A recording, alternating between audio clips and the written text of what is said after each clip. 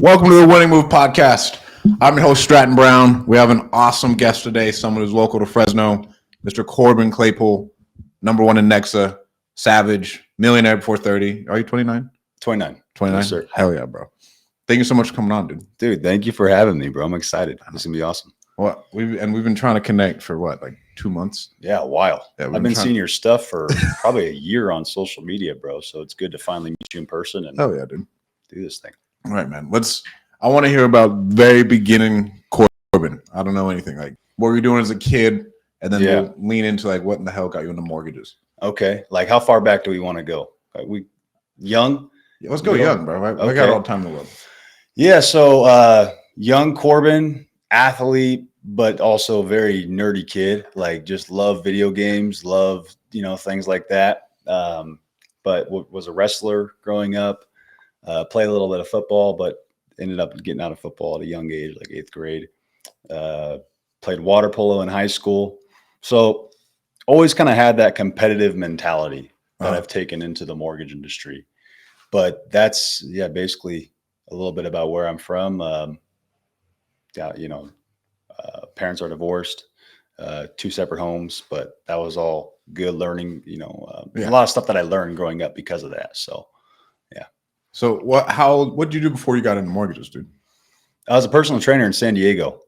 So was just in San Diego, basically being a dumbass, honestly. Had a lot of good friends that we had a good time, just partying, trying to go to school half-ass. Was never a great, I was actually good going to school growing up, but then I kind of lost my focus at the beginning of high school, and then trying to go to college, I just was never, real focused on getting good grades or anything like that. So I, oftentimes didn't go to class and shit like that. So what were you going to school for?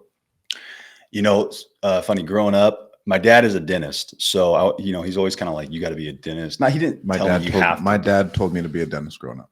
Did he really? Yeah, he was like, you're going to be a dentist. You see this guy, he doesn't work. He works like 4 days a week. And he makes great money. Yeah, dude. They don't make as much money as you think, man. They do okay, but it costs a shit ton, especially these days, to run a dental practice. It's so expensive. And I can't imagine the insurance. Oh, yeah. They don't. I mean, it doesn't pay like it used to. It used to pay good, but now the insurance isn't the same, so. And can you even scale it out? Like, because don't you have to be the main dentist?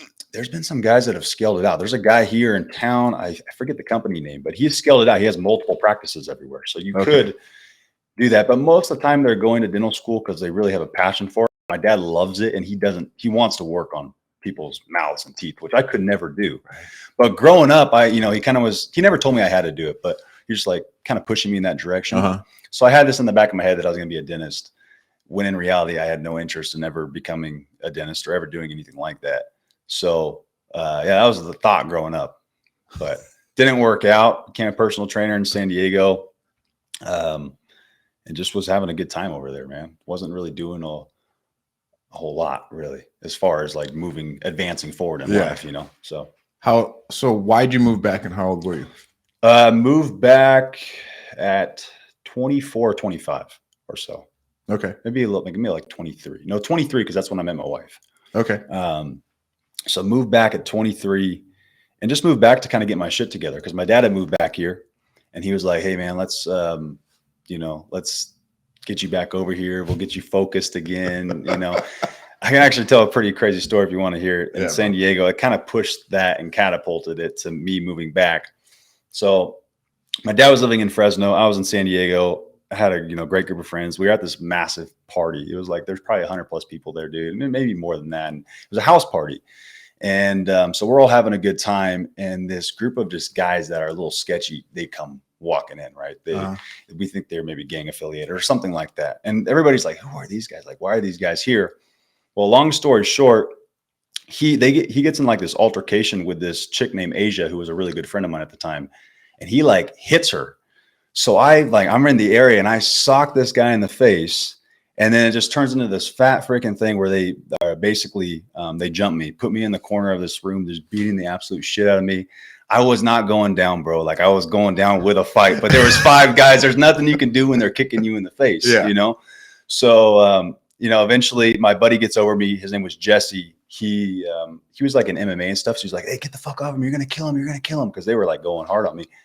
And then after that, they hit him, and then the whole fucking party broke out in a fight. Like it was crazy, dude. There's never seen anything like it. Long story short, we drive home. We get home safely, luckily. Park my car outside, go into the apartment buildings to kind of like, go to bed and all that kind of stuff. My buddy Austin was like super drunk. So he stayed in the car. He's like, I don't want to fucking leave. I just want to sleep in the car. We're trying to get him out. We finally just leave him in the car. We're like, all right, bro, that's fine. Well, when we go to sleep in the middle of the night, he starts screaming, dude, that he's kidnapped. He's like, I'm fucking kidnapped. I'm fucking kidnapped. This isn't like a real story. No joke.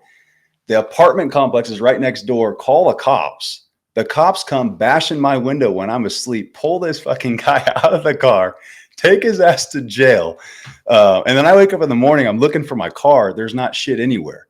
So I'm just like, oh, fuck, what happened to my car? I'm walking up and down. I call Asia. I'm like, Asia, did you see my car? I swear it was right here last night. She goes, oh, yeah, it's over by the apartments. I was like, it's not here. So they all come down like a search party trying to help me out, right?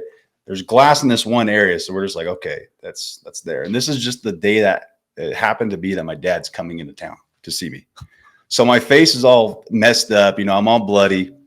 We go to sushi, and I'll never forget it. My dad is like super emotional, bro. He's like, I just can't believe this. Like, what the fuck are you doing, basically?